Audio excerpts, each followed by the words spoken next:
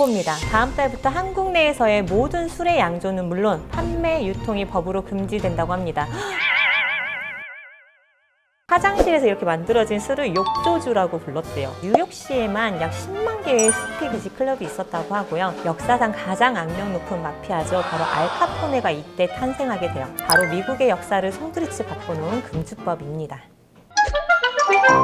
법으로 술에 관한 모든 것이 금지되는 게 실제 상황이라면 어떠신가요? 이런 주류 금지법이 며칠, 한 달만 시행되어도 사회 전체가 큰 혼란에 빠지고 저 같은 사람들은 들고 일어날 것 같은데, 그런데 무려 13년이나 이어진 주류 금지법이 있었으니 바로 미국의 역사를 송두리째 바꿔놓은 금주법입니다.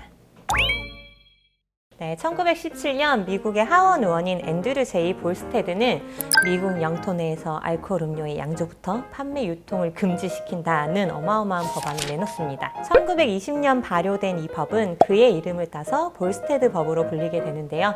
바로 미국 사회를 부정과 부패, 조직 범죄의 소굴로 몰고 간 악법이 되죠. 아무튼 볼스테드 법은 보수주의자들의 맹렬한 지지와 시대상이 반영되어 빠르게 통과하는데요. 아일랜드계 노동자들이 술을 마시는 걸 너무 싫어한 반이민주의자와 인종차별주의자, 이런 노동자들의 음주로 인해서 생산성 저하가 불만이던 자본가들의 지지가 더해집니다. 네, 이런 금주법이 실시되고 가난한 사람들은 밀조한 진을 마시기 시작합니다. 네, 일반 가정에서는 화장실이 본래의 그 용병 보는 목적이 아니라 다른 불법 술 양조장으로 이용을 하게 되죠. 그래서 이 화장실에서 이렇게 만들어진 술을 욕조주라고 불렀대요. 약사들은 도수 22도에 육박하는 의약용 알코올과 와인을 조제해서 팔았는데 이걸 메디컬 와인이라고 불렀대요. 근데 이게 법적으로 안 걸리려고 진짜 약 느낌을 내야 되니까 약의 그 쓴맛을 섞었다고 하죠. 금주법 시행 6개월 만에 이렇게 의약용 알코올을 처방하거나 판매할 수 있는 면허를 받은 의사와 약사가 무려 7만 명을 넘습니다. 네, 어마어마한 수치죠. 금주법이 폐지되기 전인 14년 동안 약 3만 5천 명 이상의 시민들이 이런 독성이 강한 술을 마시고 사망하게 됐다고 하고요. 정부에서는 금주법을 시행하고 나서 우리 덕분에 알코올로 인한 사망률이 크게 줄었다라고 발표하죠. 근데 실제로 강경화 그 발병률이 굉장히 낮아졌다고 해요. 근데 밀조주로 인해서 치사율은 좀 간과를 했던 거죠.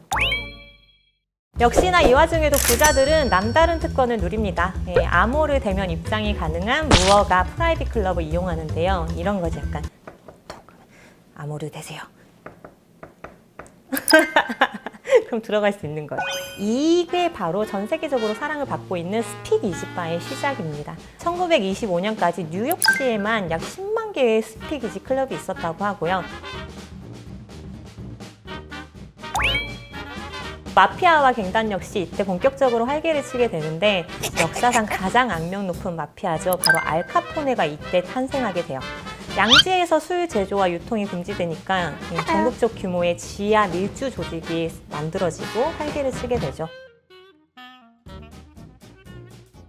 그래서 알카포네가 이 기회를 굉장히 잘 잡았어요. 그래서 밀수, 밀매 등으로 엄청난 부를 축적하게 됩니다. 네, 금주법은 1933년 프랭클린 루즈벨트가 대통령에 취임하면서 막을 내리게 되는데요. 국민들의 엄청난 지지 속에 수정헌법 제21조를 만들어 폐지할 때까지 약 14년간 이어졌고요. 1933년에서야 미시시피 주를 마지막으로 폐지하게 됩니다.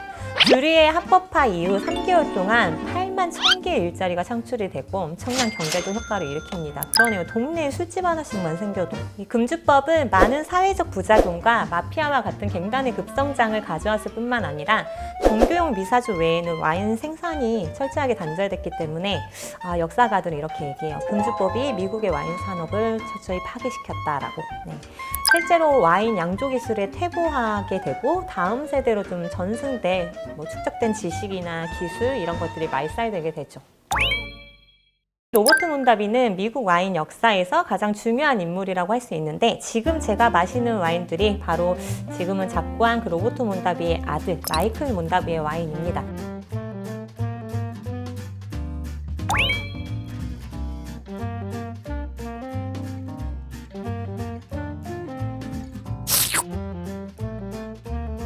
새콤한 파인애플 향도 나고 진짜 키위 향도 나고 약간 귤 껍질 같은 향도 나는데 바닐라가 은은하게 오크가 계속 올라오고, 이거 찾아보니까 프렌치랑 아메리칸 오크를 섞어가지고 했다고 하는데 되게 약간 복합적인 맛이 나는 것 같아요. 여기 레이블에 달이 변화하는 모습이 그려져 있어요. 그래서 실제로 이 와이너리에서 이제 농사, 포도를 재배할 때 달의 움직임을 따라서 굉장히 과학적이고, 그리고 또 자연의 흐름에 따라서 와인을 만드는 방법을 사용을 한다고 합니다.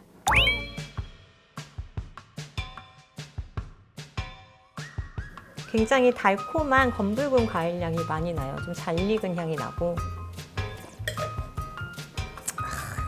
굉장히 입안에서 좀 농밀하면서 파워풀한 카쇼인데요. 매력적입니다.